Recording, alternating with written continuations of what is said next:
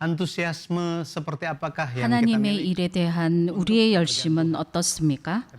하나님의 일을 할 때 정말 열심을 가지고 하죠. 그런데 자주 높고 두터운 벽이 앞으로 못 나가게 막고 있습니다. 그러면은 아니 내가 하나님의 일에 열심하고 Aku sangat bersemangat 있는데 untuk pekerjaan 왜 일이 잘 풀리질 않지? 이렇게 생각을 하게 됩니다.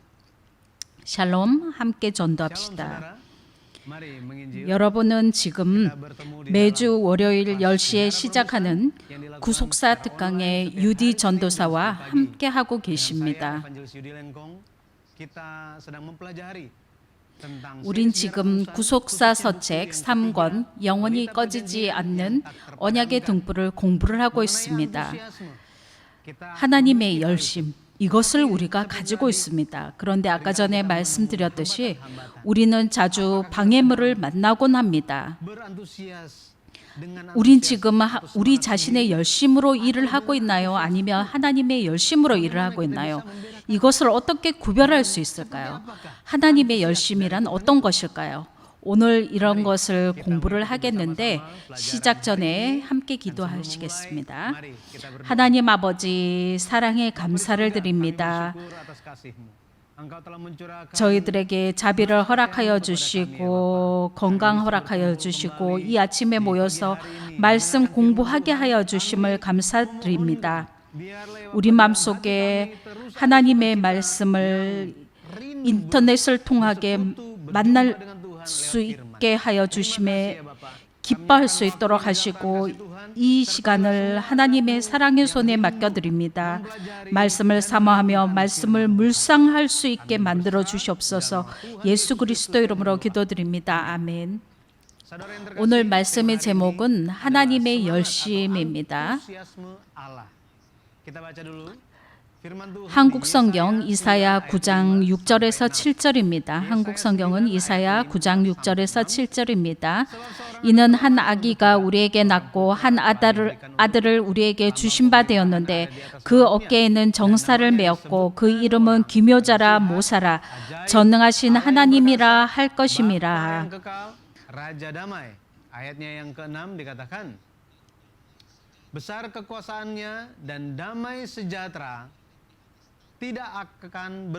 7절에는 그 정사와 평강의 더함이 무궁하며 또 다윗의 위에 앉아서 그 나라를 굳게 세우고 지금 이후 영원토록 공평과 정의로 그것을 보존하실 것이라. 만군의 여호와의 열심히 이를 이루시리라 라고 말씀하고 있습니다. 우리에게 주시는 말씀입니다. 사랑하는 성도 여러분, 오늘 제목에 열심이라는 단어가 나오죠. 이 열심이라는 단어의 뜻이 무엇인가 궁금하실 거예요. 성경에 나오는 이 열심이라는 단어는 우리에게 큰 의미를 주고 있습니다. 성경에 나오는 이 열심을 사전에서 찾아보면은 어떤 일에 온 정성을 다해 골똘하게 힘씀 또는 그런 마음이라고 나오고 있습니다. 또 인도네시아 성경을 보면은 열심이라는 단어 대신 열정이라는 단어를 쓰고 있는데 이 열정을 사전의 의미를 찾아보면은 어떤 일에 열렬한 애정을 가지고 열중하는 마음이라고 말하고 있습니다. 또 영어 성경을 통해서 보면은 열이라는 사전적인 의미를 가지고 열이라고 하고 있는데 이것을 사전의 의미를 찾아보니 어떤 일을 이루기 위해서 온갖 정성을 다하는 마음, 열렬한 정성이라고 말을 하고 있습니다. 우리가 이 열정에 대해서 많은 사람들에게 의견을 묻게 되면 여러 가지 종류의 열심에 대해서 이야기를 할 거예요. 그러나 하나님께 여쭤보면은 오직 한 가지 열심에 대해서 말씀을 해주시는데 죄악에서부터 백성들을 구원하실 열심에 대한 것입니다. 이것이 바로 하나님의 열심입니다. 이 열심은 하나님께서 성경에 믿음의 조상들과 세우신 언약들을 통해서 나타납니다. 성경에서 이것을 읽어보면 그 내용들이 길죠. 역사들이 나오고 하나님의 백성들에 대해 antusias Allah ini tampak di dalam proses penggenapan dari setiap 이러한 내용, 저러한 내용들이 나옵니다. 그런데 그 모든 것들의 뒷면에는 하나님의 열심이 나타나고 있는데 이 하나님의 열심은 그 언약을 성취해 나가는 과정 속에서 나타나는데 하나님의 열심은 각 믿음의 조상들에게 영감을 주셨고 또 이 열심은 그들 마음속에서 불과 같이 타올랐습니다. 사단은 하나님의 열심을 끌 수도 없고 그 열심이 꺼지지도 않는 것을 압니다. 그렇지만 사람의 열심은 끌 수가 있습니다. 만약 방해물이 나타나거나 문제가 생기거나 마음속에 의심을 집어넣으면은 사람의 마음속에 있던 하나님의 열심이 꺼지고 말입니다. Maka antusiasme Allah di dalam manusia bisa saja meredup.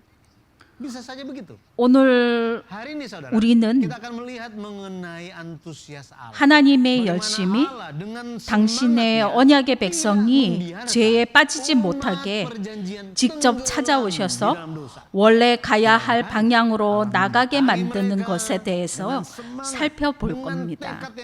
Allah datang kepada manusia. membuat mereka berbalik kembali ke jalan yang seharusnya. 오늘은 두 사람에 대해서 이야기를 할 것인데 성경에 두드러지게 나타나고 있는 두 사람이 있죠. 아브라함과 바로 다윗입니다. 사udara yang terkasih, kita sedang bicara 우리가 mengenai 지금 seri 구속사서책 ketiga 3권에 buku 대해서 sejarah 배우고 permulaan 있죠. yang membahas tentang 예수 그리스도의 족보 periode 일기를 pertama 보면 dari silsilah 아브라함으로 Yesus 시작을 Kristus, 해서 dan ini dimulai 다윗 왕으로 dari 끝나게 Abraham 됩니다. sampai kepada Raja Daud. Jadi dimulai 예수 silsilah 그리스도의 dimulai 족보 periode 일기가 pertama. 아브라함으로 Dimulai 시작을 해서 dengan 다윗 Abraham, 왕으로 kemudian 끝나죠. diakhiri dengan 일기입니다. Daud.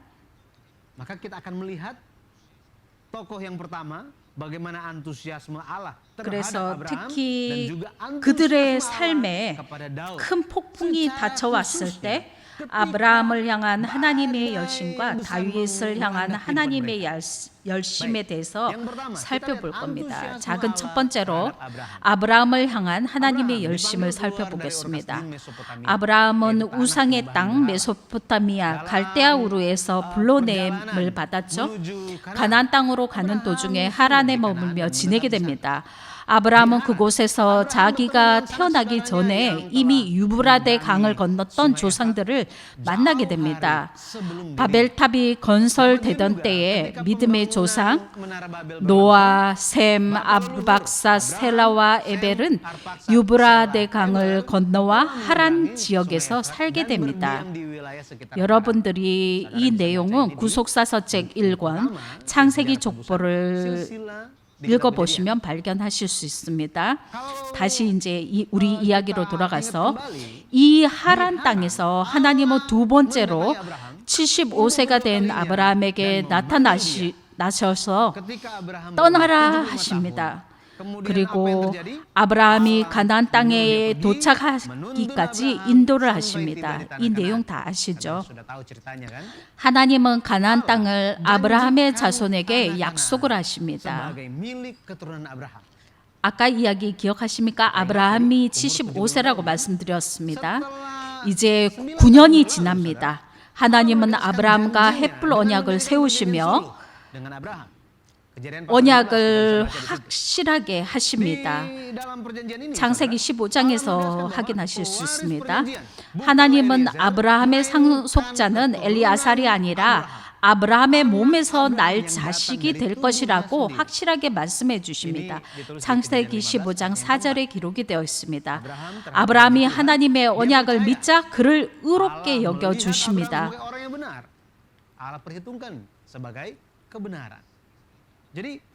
이제 9년이 지났죠. 그러면 84세이죠. 84세일 때 햇불 언약이 체결이 됩니다. 이제 1년이 지납니다. 아브라함과 아내는 아이를 가지기 위해서 노력을 했지만 성공을 못하죠. 어느 날 사라가 아브라함에게 옵니다.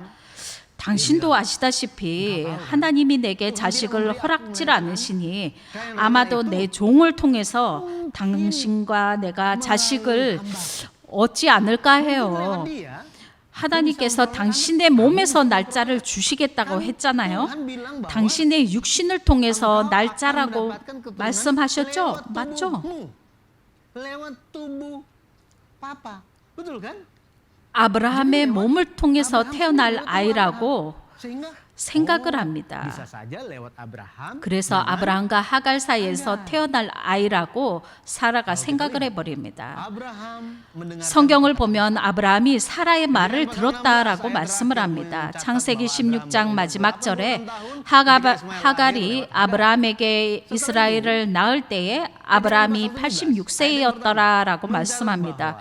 그리고 나서 창세기 17장 첫 구절에 아브라함에게 나타나신 때가 99세일 때라고 말씀을 합니다. 한번 생각을 해보세요. 아브라함이 84세일 때 나타나시고 99세가 되기까지 13년간 나타나지를 않으십니다. 상상되십니까? 이스마엘이 태어난 이후에 13년간의 아브라함의 생애가 성경에 기록되어 있지 않습니다. 아브라함이 자신이 하나님께 잘못한 게 있다라고 알았을까요? 하나님이 왜 자신에게 나타나시지 않는지 그가 생각을 했을지 모르지만 알지 못했습니다. 이렇게 생각했을지도 모릅니다. 자기가 84세일 때 받은 햇불 언약이 이미 이루어졌다라고 생각을 했을 거예요. 언제요? 이스마엘이 태어남으로써 햇불 언약이 이루어졌다고 생각한 것입니다. 이스마엘이 그 언약하신 자손이라고 생각했을 거예요. 혹은 하나님이 전 우주도 살피고 계신데 바쁘시지 않겠나? 나한테만 볼 일이 있는 게 아니잖아? 아브라함의 머릿속에 이런 생각들이 있었을 수도 있죠. 13년간 아브라함에게 무슨 일이 있었는지 성경은 기록하고 있지 않습니다. 아브라함의 13년이 성경 속에서 그냥 지나가 버린 겁니다. 그 13년간을 인정하고 있지 않습니다. 왜 그럴까요? 하나님은 아브라함이 자신의 잘못을 깨닫기를 원하셨습니다. 이스마엘이 태어난 이후 1년이 지나고 2년이 지나고 3년이 지나고 이스마엘이 오늘날로 말하면 중1 청소년이 되기까지 아브라함은 깨닫지를 못했습니다. 그러나 그때 아브라함은 자신이 하나님의 뜻대로 살아가고 있다라고 생각을 했어요. 그러나 그는 하나님이 생각하시는 뜻대로 사는 것이 아니라 하나님의 뜻과는 다른 삶을 살아가고 있었던 것입니다. 14년이 지나자 하나님은 더 이상 안 되겠다 싶으셨습니다. 내가 직접 가서 뭐라고 하지 않으면 아브라함이 깨닫지를 못하겠다 이렇게 여기셔서 아브라함에게 나타나십니다. 뭐라고 말씀하십니까? 나는 전능한 하나님이라 너는 내 앞에서 행하여 완전하라 라고 말씀하십니다. 나는 전능한 하나님이다 라고 말씀합니다. 내가 못할 일은 아무것도 없다라고 말씀합니다. 내 권능은 무한하다라는 말씀. 내가 말하면 분명히 이루어진다. 다 이루어진다. 라고 말씀하는 것이죠. 하나님은 아브라함에게 나타나셔서 모든 인류가 하나님 앞에 완전해야 한다라고 말씀하고 계신 것입니다. 무슨 뜻일까요? 하나님은 지금 아브라함에게 흠이 없어야 된다라고 말씀하시는 것입니다. 그러면 이것을 다르게 생각해 보면 이 말씀은 지금 아브라함에게 흠이 있다라고 말씀하시는 것이죠. 한 가지 흠이 있다라고 말씀하시는 것입니다. 지금 하나님께 이런 말씀을 듣고 있지만 아브라함은 지금 하나님의 말씀이 이미 이루어졌어라는 자세를 갖고 있었습니다. 왜 그럴까요? 아브라함은 내겐 이미 아들이 있어라고 생각하는 거예요. 하나님이 약속하신 것처럼 아들이 있다라고 생각하는 것입니다. 아브라함의 생각 속에 있는 언약의 자손은 누구인 것입니까? 이스마엘이죠.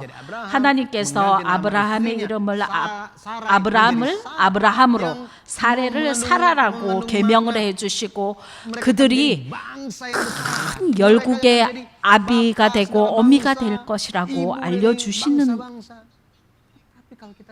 가운데도 이들은 하나님 앞에 웃는 자세를 취하고 있었습니다. 창세기 17장 17절을 보면 아브라함이 엎드려 웃으며 심증에 이르되라고 말씀을 하는데 여기 웃으며라고 하는 것은 샤하크로 아브라함은 하나님은 사람의 마음을 보시는 하나님이라는 걸 잊어버렸습니다. Mungkinkah bagi seorang yang berumur 100 tahun dilahirkan seorang anak dan mungkinkah Sarah yang telah berumur 90 tahun itu melahirkan seorang anak? 아브라함이 엎드려 웃으며 심중에 이르되 100세 된 사람이 어찌 자식을 낳을까? 사라는 90세니 어찌 생산하리요라고 생각을 합니다. 하나님의 말씀에 대해서 웃었던 것입니다. 하나님은 아브라함이 하나님의 언약을 늘 기억하게 하시려고 태어날 아이의 이름을 이삭이라고 지으라고 하십니다. 창세기 17장 19절을 보면 하나님이 가라사대 아니라 네 아내 사라가 정녕 네게 아들을 낳으리니 너는 그 이름을 이삭이라 하라.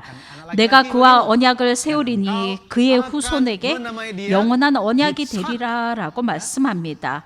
이삭은 히브리어로 이츠하크라고 해서 그가 웃었다라는 뜻입니다. Yitzhak dalam hal ini artinya adalah dia tertawa. Saudara, 하나님께서 네 아내 사라가 아이를 낳을 것인데 그 이름을 그가 웃었다라는 이 뜻의 이삭이라고 해라라고 하시죠. 여기에서 그는 누구일까요? Dia tertawa. Dia di sini menunjuk kepada siapa, saudara? 그가 웃었다라고 했는데 그는 누구입니까? 지금 웃고 있는 아브라함을 말씀하고 있는 것입니다. 이것을 보면은 창세기 16장에서 아브라함과 사라는 자신들의 열심을 가지고 하나님의 언약을 이루고자 했음을 알 수가 있습니다. 그 결과 아브라함의 가정에 육신의 자녀가 태어난 것입니다. 갈라디아 4장을 읽어보면은 나중에 결과에 대해서 기록을 하고 있습니다. 아브라함의 태도가 그럴지라도 하나님의 사랑과 하나님의 자비가 아브라함을 그런 상태에 머물게 있을 것을 허락지 아니하십니다. 하나님은 아브라함이 하나님의 말씀을 의심하는 자리에 머물러 있게 버려두지 않으십니다. 창세기 17장에서 하나님은 다시 이스마엘이 아니라 이삭이 언약의 상속자임을 강조해서 말씀하십니다. 우리가 여기서 보면은 하나님의 열심의 불이라고 하는 것은 인간의 잘못이나 불신이 있다라고 할지라도 그것을 꺼버릴 수 없다라는 것을 알 수가 있습니다. 하나님의 사랑과 자비는 아브라함과 사라의 믿음을 회복시키시고 다시 찾으시는 하나님의 열심으로 나타나고 있습니다. 사도 바울은 로마서 4장 18절에서 22절에서 아브라함이 바랄 수 없는 중에 바라고 믿었으니 이는 네 후손이 이같으리라 하신 말씀대로 많은 민족의 조상이 되게 하려 하심을 인함이라. 그가 백세나 되어 자기 몸에 죽은 것 같음과 사라의 태에 죽은 것 같음을 알고도 믿음이 약하여지지 아니하고 믿음이 없어 하나님의 약속을 의심치 않고 믿음에 견고하여져서 하나님께 영광을 돌리며 약속하신 그것을 또한 능히 이룰 줄을 확신하셨으니 그러므로 이것을 저에게 의로 여기셨느니라. 로마서 4장 18절에서 22절 말씀입니다.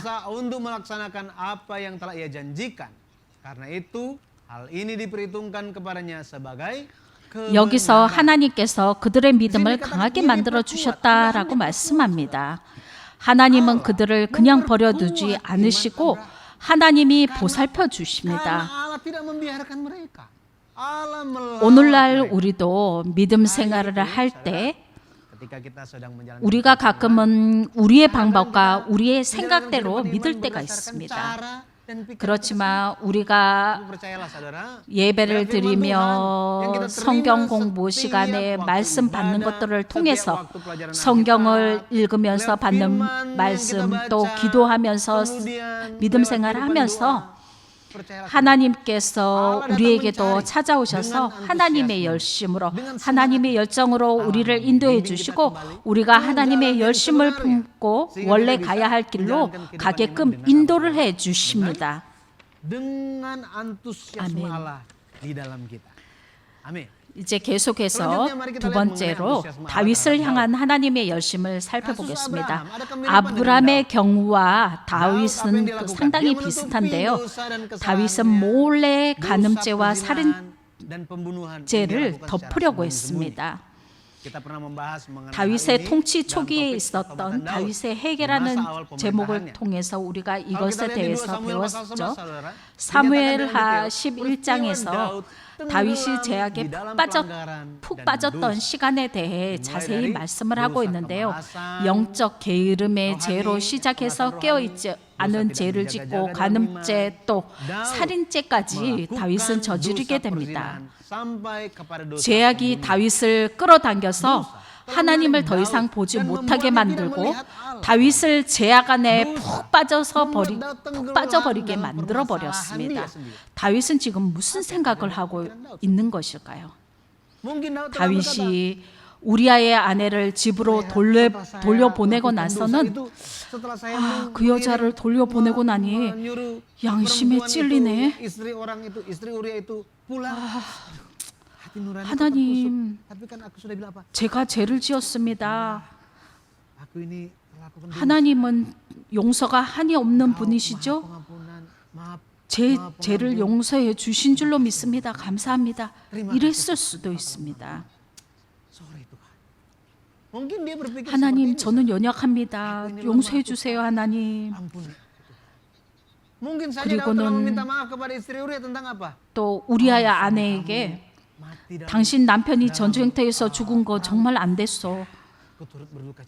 조금만 기다려 보시오. 우리아는 다윗이 왕국을 세운 후에 용사 30인 중에 한 명에 들어가는 인물입니다. 아마도 다윗은 자신의 모사여 밧세바의 할아버지인 아히도벨에게 되게 우환이 일어난 것 정말 유감입니다. 제가 아히도벨의 손녀를 아내로 취해서 대개 집안의 짐을 덜어드리겠습니다. 제가 책임을 지겠습니다. 이랬을 수도 있죠.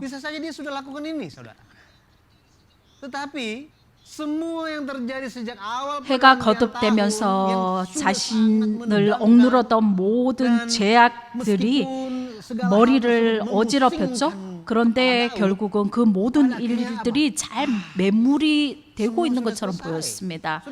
가족을 잃은 가정들에게는 가정은 위로를 받았죠.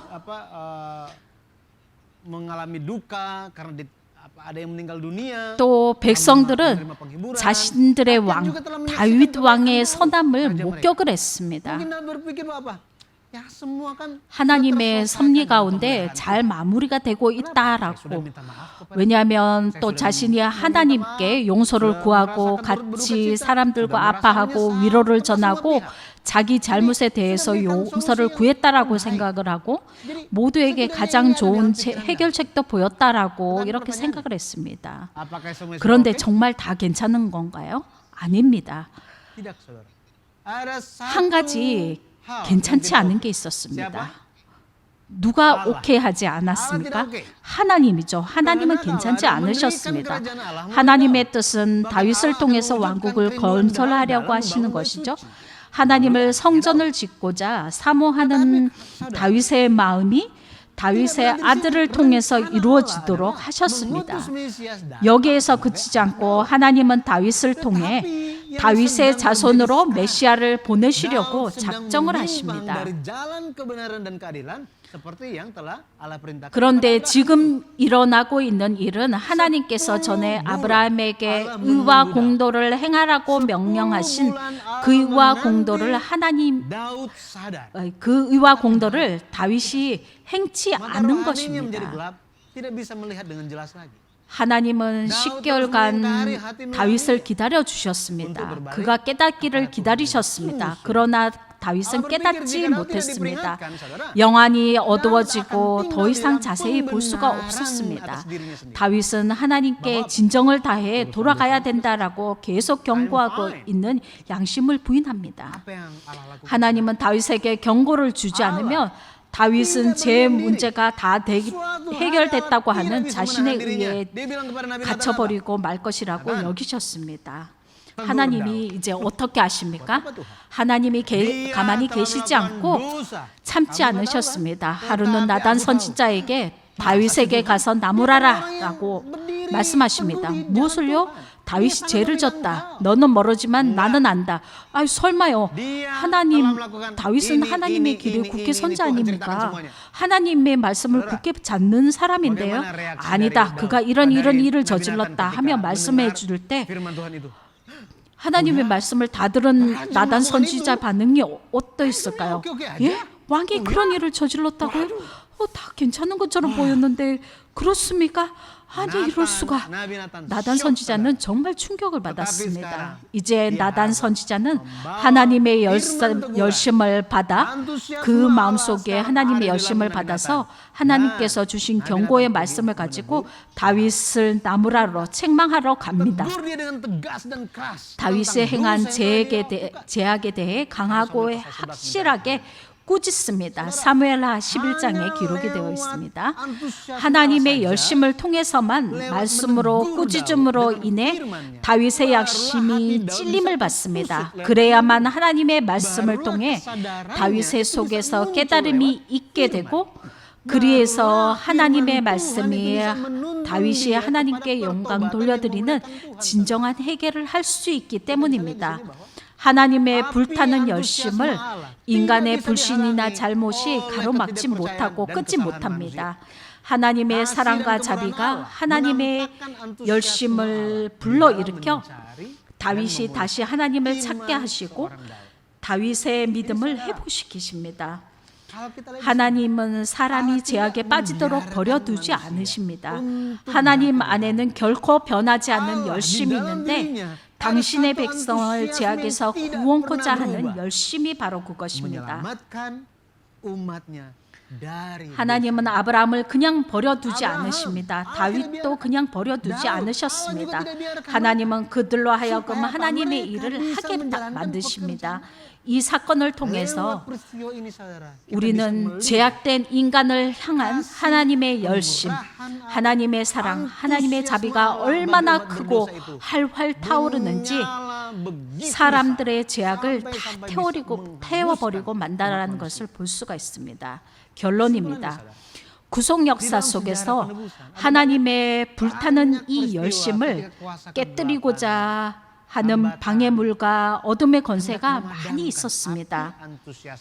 구속사의 절정은 예수 그리스도께서 이 땅에 오심입니다. 성경은 예수님이 오셨을 때 세상은 어두울 때였다라고 표현합니다. 요한복음 1장 5절을 보면 빛이 어둠에 비치되 어둠이 깨닫지 못하더라라고 말씀하고, 성경은 또 예수님이 많은 사람들이 여러 가지 질병과 삶의 문제를 가지고 있을 때 이 땅에 오셨다라고 말씀합니다. 마가복음 1장 32절은 저물어 해질 때에 모든 병자나 귀신 들린 자를 예수님께 데려오니라고 말씀합니다. 예수님은 그들이 예수님께 나오도록 인도를 하셨습니다. 그들이 진 무거운 짐과 피곤함을 다 지셨습니다. 여러분, 지금 이 세상이 어둠 속에 있다고 할지라도 그런 것들이 예수님 속에 불타오르는 열심을 끌 수가 없습니다.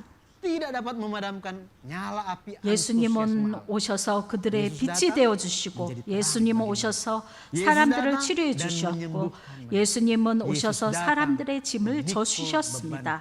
예수님은 자기 백성을 죄에서 구원하시는 구세주가 되어주셨습니다. 하나님의 열심이 이것을 이루신다라고 하셨습니다. 하나님 안에 당신의 백성을 사랑하고 그들을 회복시키자 하는 열심이 이를 이루신다라고 말씀합니다. 사랑하는 성도 여러분, 이사야 9장 6절을 보면은 이는 한 아기가 우리에게 낳고 한 아들을 우리에게 주신 바 되었는데 그 어깨에는 정사를 메었고 그 이름은 기묘자라 모사라 전능하신 하나님이라 영존하시는 아버지라 평강의 왕이라 할 것임이라 라고 말씀합니다. 이것이 누구에 대한 말씀입니까? 바로 예수님에 대한 것이죠. 이 구절은 초림 예수님에 대해서만 말씀하는 것이 아닙니다. 이 구절은 재림 예수님에 대한 말씀이기도 합니다. 정말 놀랍고도 대단한 진리는 무엇이냐면 하나님의 열심이 이 모든 것을 이루신다라고 하는 것입니다. 여기 열심이라고 하는 것은 히브리어로 킨아라고 하는데 이것은 열정, 질투라는 뜻입니다. 이것은 사람에게 적용이 되면은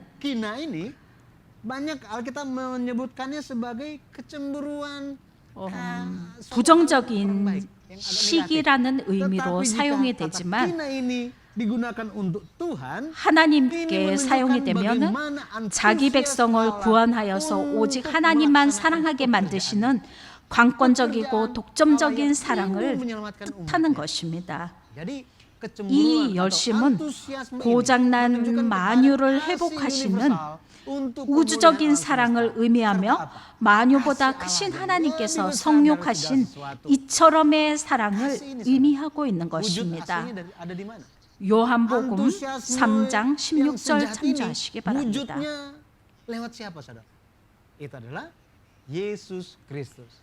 이 세상이 비록 어렵다고 할지라도 우리는 하나님의 열심이 우리 속에서 밝고 환히 불타오도록 해야 되겠습니다.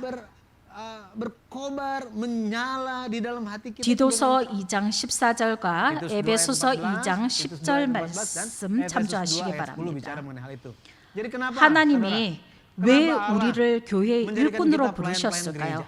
우리 속에 하나님의 열심을 가지고 하나님께 충성, 봉사, 헌신하도록 하셔서 하나님의 말씀을 성취시켜드리는 사람이 되라고 하시는 것입니다. 우리만 구원받을 것이 아니라 우리 주변의 사람들도 구원받게 하라라고 하시는 것입니다.